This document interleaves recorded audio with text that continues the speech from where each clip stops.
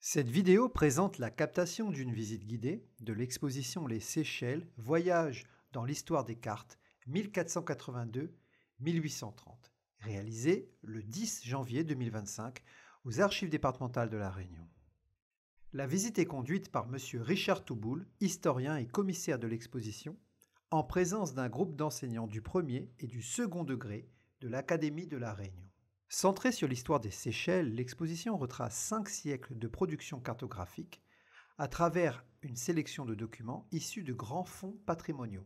Elle a été conçue et prêtée par le gouvernement des Seychelles dans le cadre d'un échange culturel avec le département de La Réunion. Présentée aux Archives départementales de La Réunion de décembre 2024 à mars 2025, cette exposition s'inscrit dans une dynamique de coopération régionale et de mutualisation des savoirs historiques au sein de l'espace indiano-océanique. Elle est constituée de 33 cartes et l'exposition est constituée de 3 parties. Une partie antérieure à la période française et une partie postérieure à la période française. Alors ce qui est antérieur à la période française va d'ici jusque là-bas. Ensuite il y a une période qui raconte l'histoire des Seychelles. Et on termine par une troisième partie qui est le voyage de la Favorite. C'est un voyage d'un bateau français qui a fait 2 fois le tour du monde, et de 1830 à 1832. Et lors d'un voyage, elle est passée à l'île de La Réunion, elle est passée à l'île Maurice et elle est passée aussi aux Seychelles. Et elle nous a laissé des documents époustouflants, des dessins, des reproductions et surtout un inventaire et très exhaustif de la faune, de la flore, avec des livres illustrés de manière extraordinaire. On commence en 1482, mais bien avant 1482. On commence avec ce personnage que vous connaissez peut-être, Ptolémée, qui est un grand savant. On les reproduit avec la barbe, côté de sagesse. Alors, c'est un savant donc, qui est né en Égypte, qui a vécu toute sa vie à Alexandrie. C'est un mathématicien. Alors, les savants de cette époque-là, et même des époques un peu plus récentes, étaient des géographes, des mathématiciens, des physiciens. Donc, ils avaient toutes des compétences, pour ça on les appelait des savants. Et donc, ce Ptolémée, sa spécialité, c'était un peu de récupérer, de compiler tous les récits de voyage des navigateurs, etc. À l'époque, on avait une conception de la Terre un peu particulière.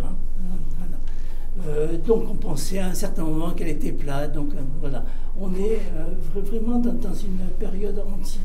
Et donc il a compilé tous ces récits, tous ces voyageurs et qui ont dessiné aussi sur des petites cartes.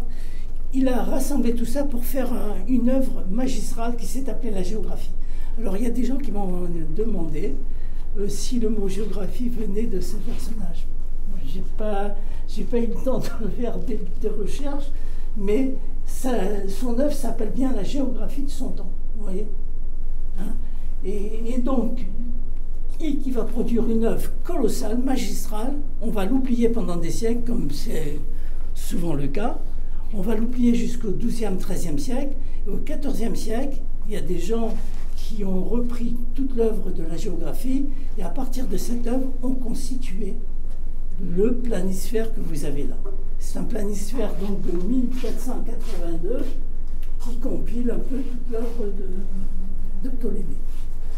Et alors, c'est un planisphère qui est très, très joli. Vous m'en parliez tout à l'heure, madame. C'est très joli, bon, les couleurs sont extraordinaires. On a ici la Méditerranée, l'océan Indien. Alors les Seychelles et la Réunion, on les oublie. Voilà, et vous voyez, c'est une terre fermée quand même. On est en 1482. Alors la date est importante parce que 10 ans plus tard, on va voir, 92, on a quoi? Christophe Colomb, qui va... Voilà, donc on va élargir la connaissance des continents. Alors ici, on est dans... Alors ce planisphère termine un temps ancien.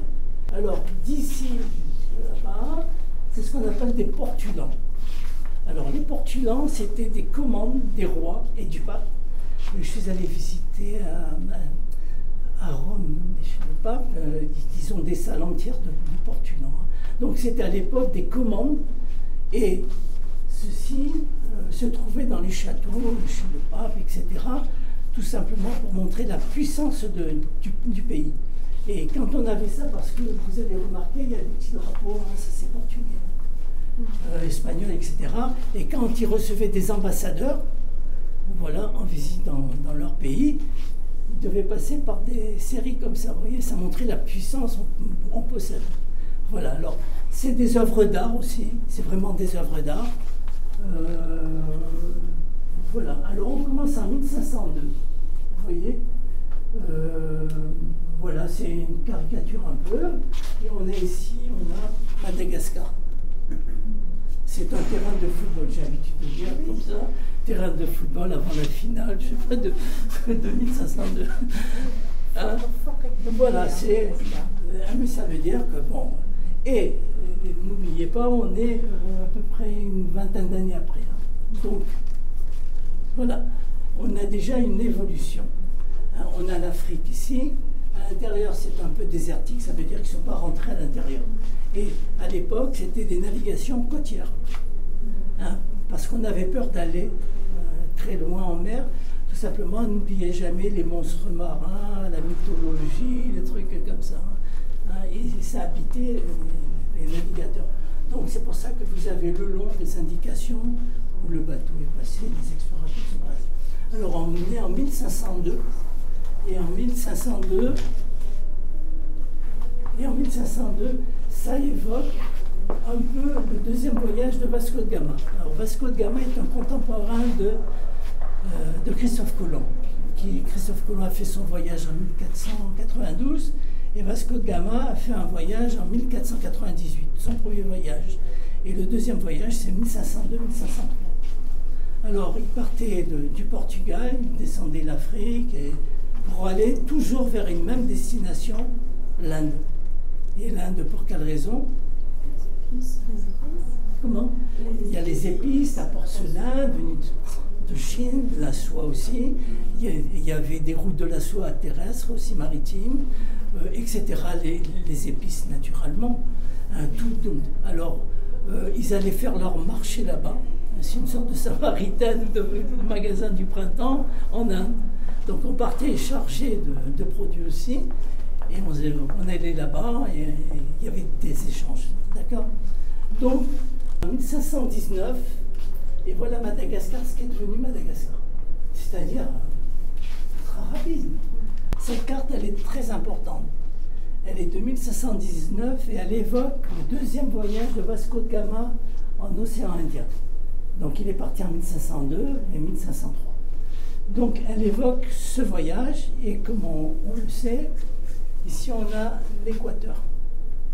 Et les Seychelles, c'est la première trace des Seychelles sur une carte en fait. On a l'Équateur, et à 4 degrés 35, donc 4 degrés, à peu près 500 km par rapport à ce que je dis, il y a ces îles-là. Et ici, c'est noté, ces îles ont été découvertes par Vasco de Gama lors de son deuxième voyage. Voilà. Et on a la certitude parce que, alors, ne me demandez pas, ou vous pouvez me demander, mais je ne pourrais pas y répondre, s'il est descendu à la terre, s'il les a vus à des kilomètres, et bon, il les a approchés, sûrement. Hein. Voilà, donc c'est la première trace sur un portulan qu'on est. Alors, voilà, ça c'est les fanions portugais. On voit qu'il y a eu en océan Indien de tout temps une intense activité maritime. Ici, on a un bateau arabe. Voilà. Alors, je parle des Portugais, mais je pourrais parler aussi des Arabes qui ont probablement rencontré les Seychelles bien avant des Portugais. Hein. Et peut-être aussi des Asiatiques, mais bon, voilà. On n'a pas encore d'autres recherches concernant ça. Voilà, alors elle est merveilleuse. Alors ici, c'est pas l'Afrique, c'est l'Inde. Hein, voilà. Et vous avez, bon, avec une iconographie vraiment remarquable. Hein. Et alors, si vous avez en face de vous l'original, il est moins beau que celui-ci, parce qu'un original, on ne met pas n'importe quelle lumière, il faut le voir à certaines distances, donc c'est dans une sorte de pénombre. Hein. Et on a fait donc, grâce à cette numérisation très haute résolution, premièrement, ça nous permet avec des tout petits détails de faire des agrandissements énormes. Hein. Avec un détail comme ça, on peut en faire 3 mètres. Hein. C'est l'avantage des nouvelles technologies, c'est la BNF qui nous les a fait, hein. C'est cette numérisation. Et avec des cartes comme ça, vous voyez, on peut approcher, et elles sont plus nettes en fait, les couleurs ressortent mieux que les origines. Celui qui avait le monopole des épices à cette période-là avait la puissance mondiale. C'était vraiment le... qu'il faut savoir pour la petite histoire, 1 kilo de poivre au début du XVIIIe siècle à Paris coûtait plus cher qu'un kilo d'or. Mais c'est vous dire. Donc celui qui avait le monopole, les Hollandais l'ont eu, les Anglais, après les Français n'ont pas très réussi là-dedans. Quand on avait le monopole des épices, c'était puissance financière, donc marine, bateau très puissant, voilà, était capable de... Voilà, alors cette carte, elle est très belle, bon, parce qu'elle est très, très détaillée, vous voyez. Si on met une carte actuellement, il n'y a pas une grande différence. Sur Madagascar, les Seychelles apparaissent, je vous montrerai ça tout à l'heure. Et c'est pour moi le premier guide touristique, un des premiers guides touristiques. Pour quelle raison? Quand ils allaient rencontrer des nouveaux pays, il y avait des populations sur place. Donc ça donne, ici on est en Mongolie, on reconnaît, si on s'approche de près avec une loupe, on voit un visage mongol, et aussi par le cheval blanc, qui était le véhicule tout-terrain de cette époque-là. Ici, on est en Asie, hein, si vous voyez, il y a le petit chat. Ici, on est en Afrique. Hein, voilà. Et avec une iconographie très appropriée. Alors, vous voyez aussi là, les détails. Alors, les Seychelles sont apparues ici sur Vasco de Gama. Et ici, c'est beaucoup plus précis. Elles apparaissent avec un nom, les Seychelles. Les 3 frères et les 7 sœurs. Voilà, c'est en portugais en plus. Et là, donc Mahé, l'île principale Mahé, actuellement, son premier nom a été les 3 frères. Et lorsque vous allez à Mahé, vous avez la montagne qui s'appelle les 3 frères. C'est le plus ancien nom de Mahé, en fait. D'accord. Et on l'a ici. On est à 4 degrés et quelques sous l'équateur. Voilà, elle est très belle, hein, c'est une très, très belle carte. Et c'est Pieter Douce, qui est un grand cartographe hollandais, vraiment, et dont vont se servir en français pour faire ce premier voyage.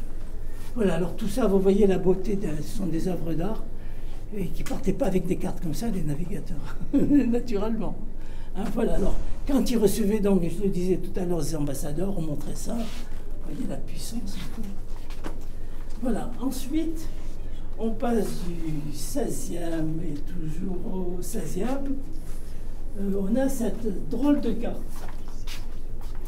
Alors, quand on faisait une exploration, on partait en bateau, on était obligé de ramener un journal de navigation. On ne pouvait pas partir, par exemple, de l'Île-de-France. Il fallait signer un registre avec le personnel navigant et on devait obligatoirement ramener un document, un journal de navigation. Et ça, c'est une carte étrange parce qu'il n'y a pas eu de journal de navigation, mais tout est inscrit dans les annotations. Alors, j'ai vu du vent, des oiseaux, des trucs comme ça. Vous voyez, elle est très drôle et c'est une carte qui a été vendue sur la place de Paris à son époque. Elle est très belle. Elle est très belle, avec, bon, elle est drôle. Et sur cette carte apparaît pour la première fois, je vous ai dit tout à l'heure dans la petite intervention que j'ai faite de l'autre côté, que l'archipel des Seychelles avait aussi un atoll extraordinaire, hein, qui est un patrimoine mondial maintenant. Et donc, cet atoll qui s'appelle Aldabra, qui est totalement dans le sud, hein, est représenté pour la première fois sur cette carte. Alors, Aldabra, c'est un terme arabe. Alors, il y a 2 significations, et ce sont les Arabes donc, qui ont découvert ça. Il y a 2 significations. On peut dire que Aldabra vient du mot El-Kadra en arabe, qui veut dire la verte, et un autre terme qui veut dire Aldabaran, c'est-à-dire l'étoile la plus brillante de la constellation du Taureau. Alors, longtemps, on a pensé que c'était la verte, mais depuis quelques années, avec mes collègues, c'est Aldabaran. Pourquoi Aldabaran? Parce que les navigateurs arabes, j'ai oublié de vous dire tout à l'heure que le pilote arabe de Vasco de Gama, le pilote de Vasco de Gama était un arabe. Pourquoi? Parce que c'était des gens extrêmement performants, et donc c'est les seuls, les premiers, ou je ne sais pas, à se servir des étoiles pour se diriger en pleine mer. Hein. Donc voilà. Et donc, il se pourrait qu'un soir, comme ça, ils soient arrivés au large d'Aldabra, et comme par chance, la constellation du Taureau, elle est juste au-dessus d'Aldabra. Hein, c'est un atoll. Et donc, ils ont vu l'étoile la plus brillante, ils ont nommé Aldebaran, qui est devenue ensuite Aldabra. Voilà. Et elle apparaît pour la première fois ici. Hein, voilà. Donc, c'est une carte intéressante à ce niveau-là. Voilà. Alors, ici, on a quelque chose d'intéressant.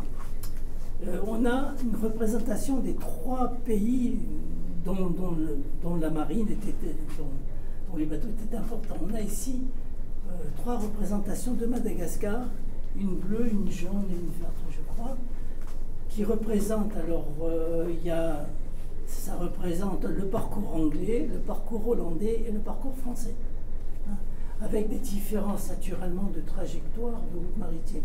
Tout simplement parce que les uns se mettaient sur le méridien de Greenwich, voilà.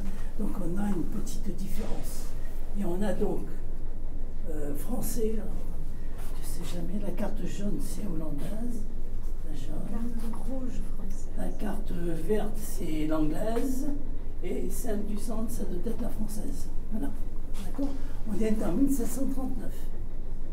Voilà, donc on a aussi à côté donc les routes maritimes avec le nombre de bateaux, etc. Alors, on termine ici la première séquence de cette exposition. On va passer à la deuxième séquence qui va intéresser l'histoire des Seychelles, hein, puisque c'est la thématique centrale de cette exposition. Louis XIV qui a demandé à Colbert de créer cette compagnie des Indes orientales. Pourquoi? Parce que la Hollande avait en Inde ses propres comptoirs, l'Angleterre aussi, les Portugais aussi. Et celui qui avait le comptoir le plus grand avait montré sa puissance, puisqu'on pouvait emmagasiner tous les produits de Chine, etc., etc. Donc Louis XIV, sentant l'urgence, a décidé de créer une compagnie des Indes orientales. Et cette compagnie a été réalisée, a débuté en 1664 à Port-Louis, et a été créé pour construire les bateaux à Port-de-l'Orient. C'est-à-dire, vous avez actuellement, ça s'appelle Port-l'Orient, mais en fait, il faudrait mettre Port-de-l'Orient à l'époque. Parce qu'on partait vraiment de là pour aller rejoindre les comptoirs. Voilà, donc on va créer des bateaux spécifiques. Donc voilà, c'est important que je vous le dise dès à présent. Et donc, on est en 1739, naturellement, il y avait les 3 grandes puissances, France, hollandaise et anglaise, et puis d'autres aussi, qui vont commencer à explorer une partie de l'océan Indien. Et en 1742, j'allais dire François Ier, Maillet de la Bourdonnais. Maillet de la Bourdonnais, qui était le gouverneur d'Île-de-France et de Bourbon. Alors il faut savoir qu'un gouverneur, c'est un personnage immense. Dans la hiérarchie, on avait le roi. Alors là, on est sur toute la période de Louis XV. Hein. On a le roi. On a le ministre de la Marine, puisqu'à l'époque, il n'y avait que la Marine, hein, pratiquement.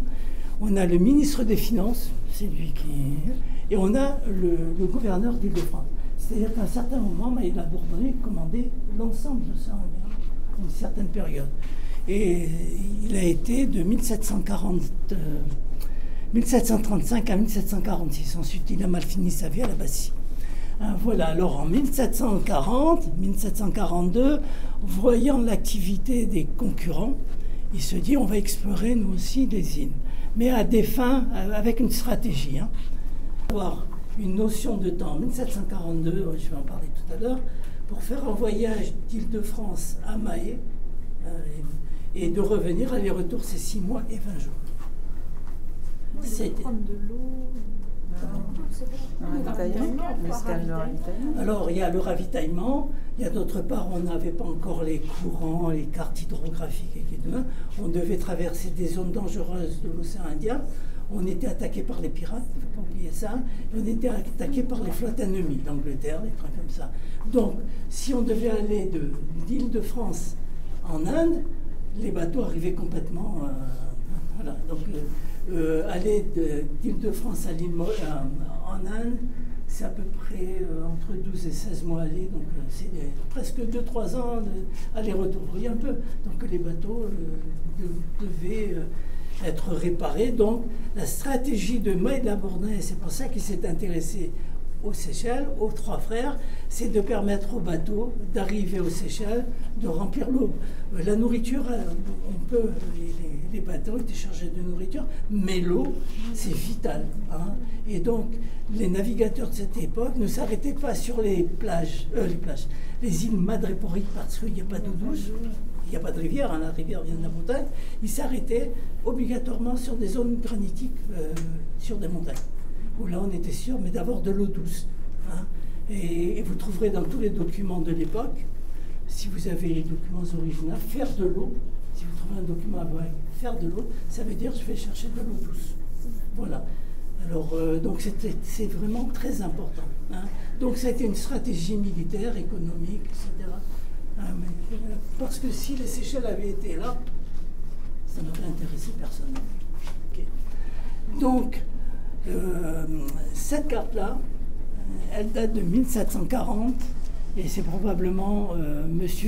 Maurepas, ministre de la Marine de Louis XV, qui va la réaliser. Alors, c'est moi qui l'ai découverte il y a une vingtaine d'années aux Archives nationales de France, à Paris. Elle était dans un registre complètement perdu, avec aucune indication. Donc je l'ai sortie un peu du lot, j'ai eu la chance de tomber sur elle. Et vous voyez, ici, on a les Trois Frères, donc le premier nom des Seychelles, d'accord? Et on a ici l'île de France et l'île Bourbon. Donc pour venir aux Seychelles, on passe l'île de France à l'île Bourbon et on remonte comme ça jusqu'aux Trois Frères, vous voyez?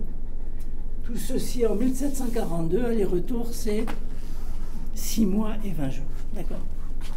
Donc, en 1742, il va donner ordre à un certain Lazare Picot et qu'il a envoyé 2 bateaux. Lazare Picot, qui va commander un peu l'expédition d'exploration, il va lui dire « Allez voir ce qui se passe au nord-est de Madagascar ». Vraiment, mais c'est un peu comme ça. Bon, je transcris un peu de manière moderne, mais va voir ce qui se passe là parce que ça m'intéresse. Donc, il part d'Île-de-France avec une carte. Alors, je ne sais pas si c'est celle-ci ou si c'est une copie. Il part avec une carte française et une carte hollandaise qui avait le désavantage de ne pas se situer sur le même méridien. Donc, il y avait une erreur d'appréciation sur la latitude.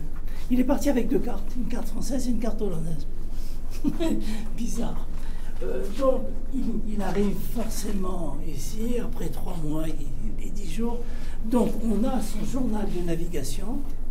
Hein, voilà. Ça, c'est aux Archives nationales de France, dans le 4e, donc aux Trois Frères, en 1742. Et à partir de ça, il va dire, je suis arrivé sur cette île, etc. Elle est située à tant de latitude. Il s'est trompé de quelques minutes. Peu importe. Et alors il y a 2 bateaux, le Charles et l'Elisabeth. L'Elisabeth était pilotée par Lazare Picot et le Charles était piloté par Jean Grossin. Et c'est pas le chef de l'expédition qui va découvrir les Seychelles en premier, c'est le 2e bateau, le Charles, Jean Grossin, qui va arriver avec 3 heures d'avance sur le premier dessin. On a cru longtemps qu'il était... certains historiens ont travaillé sur ce dessin. Et moi, j'ai travaillé longtemps sur l'original, qui est noté là-dessus.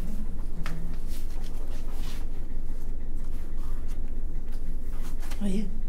C'est sur le journal, hein, vraiment.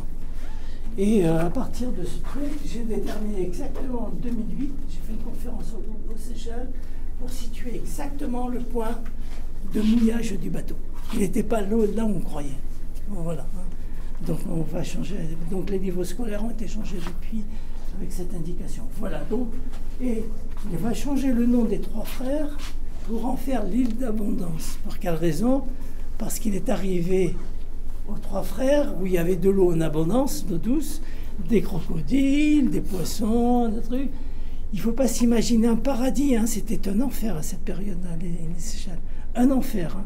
C'est-à-dire qu'on ne pouvait pas poser le pied. Donc, alors le bateau principal, il le mettait à quelques distances et il venait en chaloupe. Ils ne pouvaient pas poser le pied à terre, ils étaient attaqués par des crocodiles de mer hein, et des bêtes assez monstrueuses. Hein. Donc il faut savoir que c'était une nature très hostile. Hein. C'est pas le paradis. Un voyage en 1743-1744 et il va approfondir un peu son exploration. Là, il était resté pas très longtemps, hein, que quelques jours. Là, il va rester un peu plus longtemps. 1743-44 et ça va nous donner cette merveilleuse carte. Alors, regardez un peu les inscriptions. C'est vraiment presque artisanal. C'est très joli.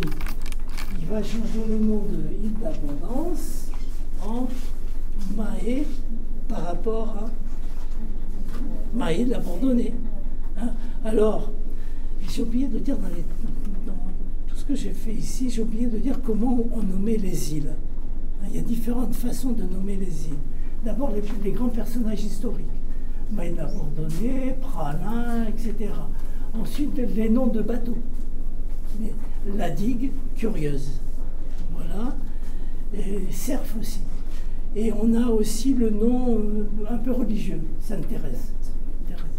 On a aussi, par rapport à la forme de l'île, l'île plate, l'île sèche, l'île ronde, l'île longue, etc. Si vous avez tous ces chaînes, vous avez du voir. Tout ça, c'est par rapport à... On a aussi des îles dont le nom vient de la nature. L'île Frégate, c'est lui qui les a découvertes lors de son deuxième voyage.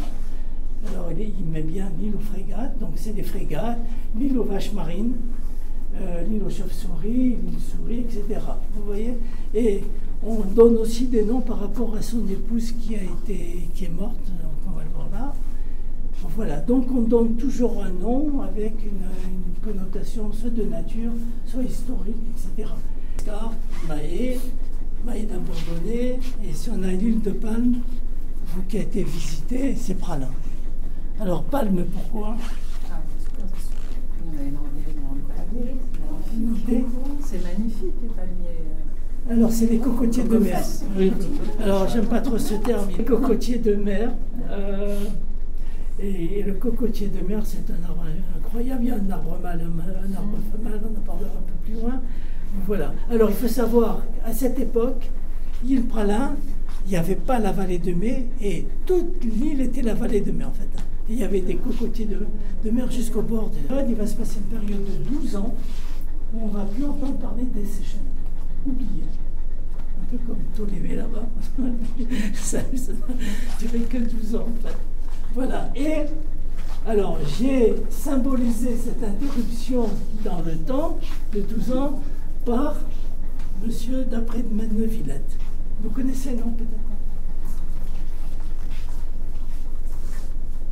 C'était le plus grand cartographe probablement des siècles, c'est-à-dire de Louis XV. C'est le grand cartographe.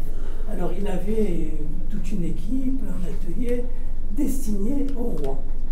Donc il était mandaté par le roi de récupérer, d'aller lui-même aussi sur les lieux, et il nous a sorti cette carte-là. Et cette carte, il y en a des X qui font partie d'un ouvrage extraordinaire. Si vous êtes à Paris ou chercheur, vous pouvez aller au Muséum d'histoire naturelle, vous pouvez avoir l'original. Hein, il faut faire attention à ne pas le toucher. Et il a sorti le Neptune oriental dédié au roi. C'était vraiment pour le roi. Il a travaillé vraiment pour le roi. Donc il a sorti une multitude de cartes, etc., qui se trouvent dans donc, cet ouvrage. Un grand truc comme ça, c'est un atlas. Hein. Voilà. Alors je l'ai mis là parce que c'est un personnage important dans le domaine de la cartographie et il me permet de faire la transition entre la fin de la Bourdonnais et ici maintenant. Alors là c'est une partie de début d'exploration des Seychelles et en 1756 il y a un nouveau gouverneur d'Île-de-France et de Bourbon, M. Magon, qui a senti, alors il y a eu des espions, je ne sais pas quoi, bon, il y a eu peut-être des OL7, des SS 117 ou 07, qui lui indiquaient que les Anglais s'apprêtaient à prendre possession de ces îles-là. et de quelques semaines. Donc il a devancé les Anglais en donnant l'ordre à Nicolas Morphée d'aller prendre officiellement au nom de la France les îles Seychelles. D'accord? Donc après les 12 ans, on donne l'ordre vraiment de venir prendre possession. Alors jusqu'à présent, toutes les îles étaient vierges. Vierges d'humains. Hein, donc il y avait nature, mais il n'y avait pas d'habitants. Donc on n'est pas sur une colonisation classique. Et Nicolas Morphée va venir, et le 1er novembre 1756, il vient prendre possession officiellement des Seychelles. Alors des Seychelles, ça ne veut pas dire l'intégralité de l'archipel, c'est Mahé qui va s'appeler pendant toute la période française Seychelles. Ce que vous avez visité à Mahé, normalement c'est pas Mahé, c'est Seychelles. Et les îles autour de Mahé, c'est le groupe Mahé en fait. D'accord? Voilà, alors donc il arrive, et le 1er novembre 1756, donc voilà, alors il va produire des cartes comme ça, île du Cerf, il va noter île du Cerf, île Cerf, il n'y a pas de Cerf, hein, c'est le nom de son bateau. D'accord? Île petite, vous voyez, mais ça correspond à ce que je vous ai dit, elle est petite, elle est longue, et île Sainte-Anne. Alors Sainte-Anne, c'est le nom de son épouse qui est morte très très jeune, donc il a voulu... voilà, par rapport à son épouse, par respect, donner le nom de l'île. Il va découvrir Bird Island, il va découvrir l'Assomption, il va découvrir beaucoup de choses. Et à chaque fois, prendre possession. Voilà, alors ça donne cette magnifique carte. J'ai oublié de vous dire que sur toutes les cartes, vous allez avoir un lys royal, où Nicolas Morphée fait apparaître sur le cartouche des animaux. Première carte. Ici, on a un crocodile de mer et non pas un caïman. Il n'y a pas eu de caïman aux Seychelles. Il y a eu des crocodiles. Alors, la différence entre les deux, c'est qu'un caïman va dans l'eau douce, les rivières, et le crocodile de mer utilise les deux en fait. Et donc, il faut savoir qu'on a tué le dernier crocodile de mer à la digue à la fin du 19e siècle et il mesurait 7,50 m. Et sur des documents, on a des documents, alors je ne sais pas si c'est inventé, mais j'ai trouvé un document où il y avait des crocodiles de mer de presque 10 mètres de long. Hein. Et ils étaient féroces, hein. Vraiment féroces. On a des récits, Nicolas Morphée dit, je viens de tuer deux crocodiles qui m'attaquaient, des trucs comme ça. Hein. C'était vraiment féroce. Hein. Et on a le pigeon hollandais, ici il n'y en a pas, mais aux Seychelles il y a beaucoup de pigeons hollandais. C'est un pigeon, une sorte de pigeon avec la gorge blanche et puis le haut de la tête rouge. On a une couleuvre, hein. Il y avait des rivières, donc il y avait des couleuvres. Et il y avait une sorte de pélican, on en a quelques-uns encore du côté d'Aldabois, je crois. Et certains de ces animaux ont totalement disparu, à cause de l'homme, bien sûr. Alors, on est en 1756, et après on pense que tout va continuer comme ça pendant X siècles, et tout va s'interrompre pendant 12 années. Il y a eu 12 ans là-bas, il y a 12 ans ici, en 1700. Et pour quelle raison? C'est 12 ans à cause de la guerre des 7 années. Il y a eu une guerre internationale totale, et on pense en tant qu'historien que c'est peut-être la première guerre mondiale, enfin une sorte de guerre mondiale, qui s'est passée sur tous les continents, et pendant 7 ans. On va appeler la guerre des 7 années, et durant ces 7 ans, entre-temps la Compagnie des Indes avait fait faillite, il faut de l'argent pour faire la guerre, et on n'a plus d'argent pour les explorations. Voilà. Il va demander, pendant son ministère, de faire une exploration totale de l'archipel, totale. Et à tel point qu'en 1760, alors il arrive en 66-69, Choiseul, il va rester jusqu'en 1772, et en 1771, les cartes sont derrière là-bas, il va découvrir tout l'archipel. C'est-à-dire en 1770-71, on aura tout découvert de l'archipel. Et les noms des îles vont rester jusqu'à maintenant, par quelques-unes qui vont changer de nom, mais presque l'ensemble va garder ce nom. Donc voilà. Donc on est passé d'une découverte à un acte de prise de possession pour aller vers une exploration de l'île, voir les potentiels de l'archipel en termes d'épices. notamment. Hein, parce que je vous ai dit tout à l'heure que celui qui avait le monopole des épices avait la puissance financière, donc la puissance maritime. Hein, donc il va explorer l'intégralité de l'archipel. Voilà. Et notamment du 27 août 1760. Alors toutes ces explorations, sous l'égide de Prada, ont permis de voir les possibilités agricoles, les possibilités qu'offrait l'archipel. C'est-à-dire on ne serait pas venu s'il n'y avait pas eu du tout de... Là, par exemple, il faut savoir que les îles coralliennes, on n'y va pas, bon, il n'y a rien. Hein, donc on ne peut pas cultiver beaucoup de choses. Quoique le guano, qui est des déjections mais des oiseaux, est d'une fertilité extraordinaire. Donc on a préféré faire l'exportation de guano plutôt que de... Voilà. Alors, le 27 août 1770, on s'aperçoit qu'il y a un potentiel, on se dit, ah, on va peut-être venir habiter. Jusqu'à présent, il n'y avait personne. Donc, le 27 août 1770, débarque à Sainte-Anne. Ici, on a l'île principale, Sainte-Anne, c'est l'île en face. On va venir avec un bateau qui va s'appeler le Télémaque, et à bord duquel il y aura la première petite population séchelloise, enfin, le premier peuplement. Il était constitué de 28 personnes, 15 blancs, 7 esclaves, 5 malabars et une femme qu'on appelait dans le texte, il est ici, négresse, une esclave. On est en 1770, on débarque le 27 août 1770, la première population, premier peuplement des Seychelles. 15 blancs. Alors, ces personnes, c'est vous qui m'avez... Alors, venant de l'île de la Réunion, d'île Maurice. On a les noms. Les noms sur ce document. Et un jour, j'ai présenté ça. Quand j'ai présenté cette expo à Victoria, il y a des noms encore qui sont dans la population séchelloise. Hein, donc, je ne sais pas, quelqu'un m'a dit, ah, mais je descends de ce monsieur, de ce... Et alors, il y a une différence entre les noms des Blancs et les noms des Noirs. En fait, les Noirs n'ont pas de nom de famille, ils ont des prénoms imposés par les Blancs, naturellement. C'était les déshumaniser totalement. Hein, donc, ils n'ont pas d'histoire, et c'est le Blanc qui impose donc, le nom. C'est pour ça qu'on a sûrement Seychelles, mais je vais faire des recherches pour m'assurer de tout ça.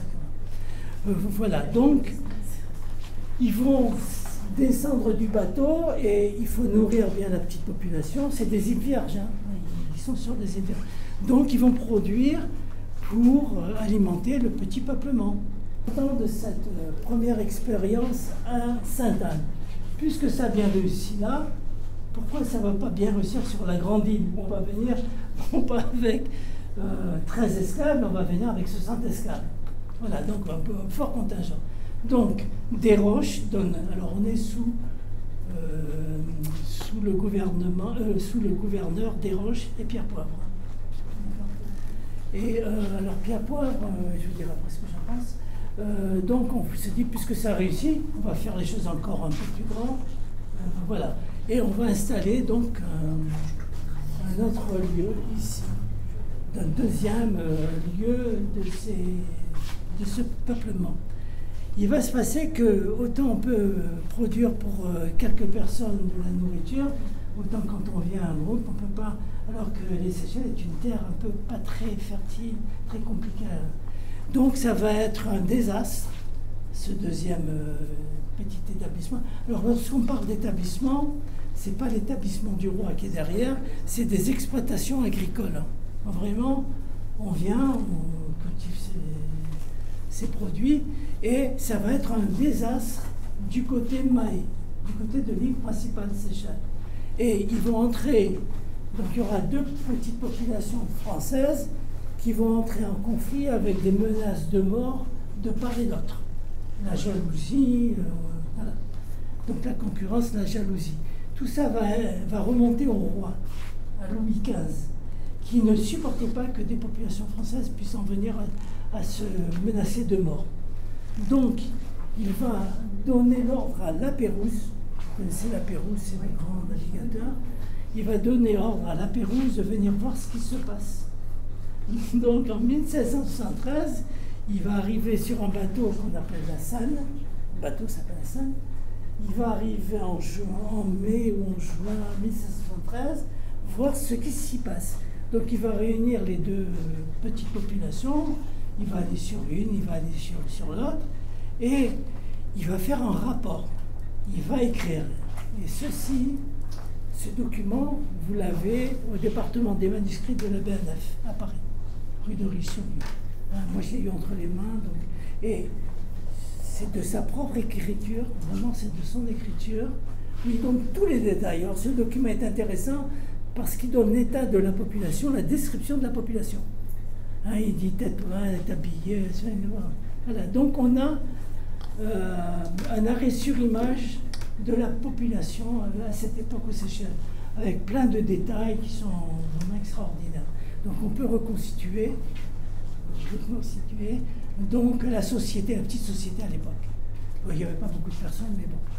Et il va, sur un calque qui est dans ce propre document, dans ce manuscrit, il va dessiner ça sur un calque. Et c'est de sa main, ça. Et cela Pérouse, malheureusement, va mal finir sa vie un peu plus tard, puisqu'il va faire naufrage, je crois du côté de la Nouvelle-Zélande, ou quelque chose comme ça. Et à partir de 1770-75, on va passer dans les routes maritimes, à l'intensification des routes maritimes. Voilà, alors on a de superbes cartes qui vous indiquent les routes, et elles vont s'amplifier de plus en plus. Si vous voulez ce document, je pourrais vous le transmettre. Si ça vous intéresse. Voilà, donc on passe, vous voyez ici la multitude de routes maritimes. Donc c'est très intense, vous voyez, Île-de-France et Île-Bourbon. Il faut savoir que l'Île-Bourbon, c'est quand même aussi une bonne importance. On le sait pas. Voilà. Et on va passer à un autre type de document, puisque c'est une exposition cartographique et hydrographique. Alors, la différence entre cartographie et hydrographique, hydrographique, c'est l'étude des courants et des vents. C'est ce qui permet à la navigation de s'améliorer, d'éviter les écueils, etc. Donc, ces deux cartes, elles sont jumelées. C'est la première fois qu'on les présente au monde. Elles ne sont jamais sorties d'APN. Jamais. Donc, j'étais ravi qu'on m'en donne l'autorisation. Voilà. Alors, ici, on a... Ça, c'est les courants et les flèches sont les vents. Et si vous comparez à celle-ci, c'est en sens inverse. Ça indique les moussons, tout simplement. Vous voyez, vous pouvez voir, c'est en sens inverse. Elles sont très belles, vous vous rendez compte? Elles sont magnifiques avec les couleurs. Voilà. Donc, c'est vraiment, je suis très fier de présenter ça. Voilà, vous allez faire un quart de tour. C'est là. Voilà, alors, ici, on est en 1777, et on a une carte un peu bizarre. C'est la première carte qu'on représente les Seychelles en relief. C'est presque une carte d'état-major militaire. On est en relief, là. Même si on est tout petit. Et ici aussi. Et ici, on a un cartouche incroyable. Très artistique, monsieur. Si vous allez vous voir. Alors, on a parlé du cocotier de mer tout à l'heure. Il faut savoir qu'un cocotier, il y a le cocotier mâle et le cocotier femelle.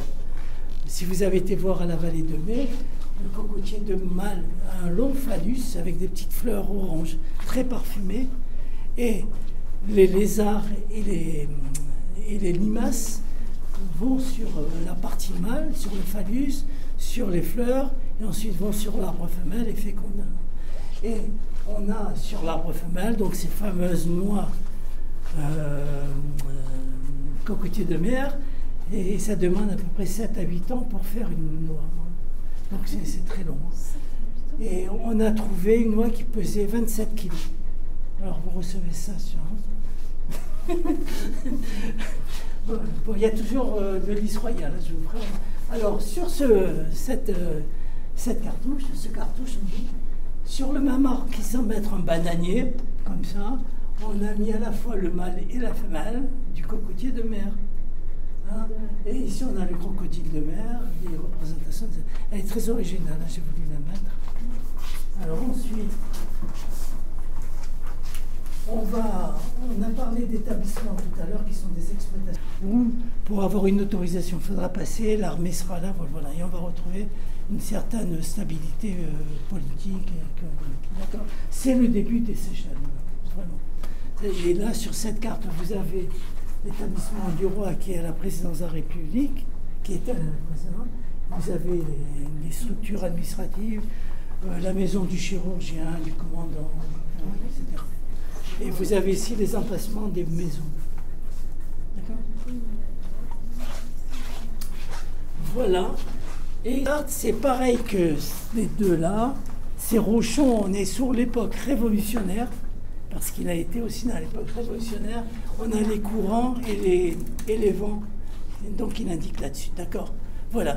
La période française se termine là. Naturellement, elle se termine un peu plus après, mais après, il n'y a pas eu tellement d'évolution cartographique. Voilà. Donc on s'arrête là et on va passer à la dernière séquence de ce fameux voyage de la Favorite. C'est une expédition française de 1830 à 1832. Elle a fait le tour du monde. Elle est passée à l'île de la Réunion, l'île Maurice. Vous avez son itinéraire aussi. C'est un élément extraordinaire. Et à la suite de cette expédition française, alors, monsieur, je profite parce que dans le questionnaire pour les enfants, vous marquez, dont la Favorite a fait d'exploration et diplomatique aussi. Et il y avait toujours une part de diplomatie pour renouer avec les autorités, hein, parce qu'on était sous la période britannique. Voilà, et après, au retour de cette expédition, qui va durer 3 ans, donc, ils vont nous mettre 5 volumes extraordinaires de planches, des animaux, des insectes, des trucs extraordinaires d'une beauté remarquable, que vous pouvez trouver aussi à l'Institut, au Muséum d'Histoire naturelle, en 5 volumes. Et c'est ceci. Voilà, ces cartes représentent donc leur arrivée. Ici, on est à Mahé, ici on est à Sainte-Anne, on a aussi à Paris, comme ça, cette expédition. Bon, voilà, donc ça c'est bon pour ça, je crois que comme ça. J'ai oublié quelque chose. Ah oui, il y a un personnage qui a accompagné cette expédition, c'est M. Paris. Vous connaissez M. Paris ? Amiral Paris, qui va devenir amiral. C'est lui, c'est un grand cartographe, hein, vraiment un grand. Il nous a laissé des dessins, des croquis extraordinaires. C'est les albums, hein, pas albums de photos, mais albums dessinés par lui. Et c'est lui qui va créer l'altitude et la longitude. Hein. Et à cette période, c'était la latitude qui prenait le dessus, puisqu'on n'avait pas d'autres instruments pour calculer. Alors la longitude, c'est par rapport à Greenwich. Et la latitude, c'est par rapport à l'équateur. Hein, quand je disais 4 degrés, c'est par rapport à l'équateur. Ça, c'est la latitude. Et pour calculer la latitude, on a besoin de 2 éléments, de l'horizon, du soleil, si c'est en journée, et de l'étoile polaire, si c'est la nuit. Voilà. Parce que l'étoile polaire indique toujours le nord. Hein, et elle est fixe, enfin, on a l'impression qu'elle ne bouge pas. Hein. Et donc, on a besoin de ces 2 éléments pour calculer l'angle, c'est-à-dire la latitude. Hein, d'accord ? Alors, c'est des instruments. Alors, celui-ci, ça s'appelle l'astrolabe. C'est un nom extraordinaire. On pense d'origine arabe, mais peut-être bien antérieure. Alors, il y a une partie diurne et de l'autre côté, une partie nocturne. Ça sert à calculer le temps, mais principalement la position par rapport à l'astre, en l'occurrence l'étoile polaire. Et à partir de ça, on cale sur l'horizon et on peut avoir comme ça la latitude. C'est assez précis. Alors, ne me demandez pas comment ça marche, je suis incapable de vous dire. Il y a un mode d'emploi compliqué comme tout. Voilà, ça. On a exactement la même chose avec cette chose. D'accord ? Toujours pareil. Et on a en plus un fil qui permet d'avoir une sorte de cadran solaire, de calculer le temps. La durée. On n'avait pas de montre à cette époque-là. Ici, on a une boussole et en même temps un cadran solaire de poche. Il est beau, hein, tout petit comme ça. Et si vous voyez, il y a un fil au centre. Il y a un fil, et suivant la position du soleil, l'homme, un vrai cadran solaire. Donc on pouvait appréhender l'horaire, le temps, voilà. C'est très joli, on mettait ça dans sa poche. Ceci, c'est une représentation de boussole magnétique, nord-sud. Hein. Voilà, et ça, c'est un compas. D'accord? Je vous ai montré tout à l'heure les roses des vents. Il y avait 32, ben c'est ça en fait. Si vous voyez à l'intérieur, et ça baigne dans un liquide naturellement. Hein? Et c'est toujours. Alors ça, c'est pour l'orientation, et voilà. Tandis que ça, c'est par rapport aux astres. Hein? Okay. Mais ça, c'est à partir de quand qu'ils utilisent ça? Parce que là, elle est de 1945. Oui, bon, ça appartient au chef d'état-major, hein, une minorité de même que Paris là-bas. Ça, c'est début du 20e, fin du 19e, mais il y en a eu bien avant, hein, puisqu'on représentait les roses des vents. Il ne faut pas croire que... Hein, voilà, bon. Ça sert à calculer la latitude, toujours la latitude, hein, donc par rapport à l'équateur. Voilà. Et ça, c'est l'ancêtre de ça. Ça, c'est un sextant, ça, c'est un octant. Un octant, c'est un ancien sextant qui était utilisé au XVIIIe siècle. D'accord? Il est très beau, ceci. Et super. Ça s'appelle un kamal, un instrument de navigation et d'orientation, de positionnement, en fait. C'est kamal. Mais donc, on pense que ça a été créé vers le Xe siècle, mais on pense que rien avant. Bon, c'est d'origine, le nom est d'origine arabe, en tout cas. C'est l'ancêtre de tout ce que vous avez vu. Mais il y a un ancêtre à tout ça. C'est quoi? À tous ces instruments. Le radeau d'Amédu, je ne sais pas, vous avez vu le... Hein? Ben, c'est le doigt. Un doigt fait deux... Comment? Juste une doigt.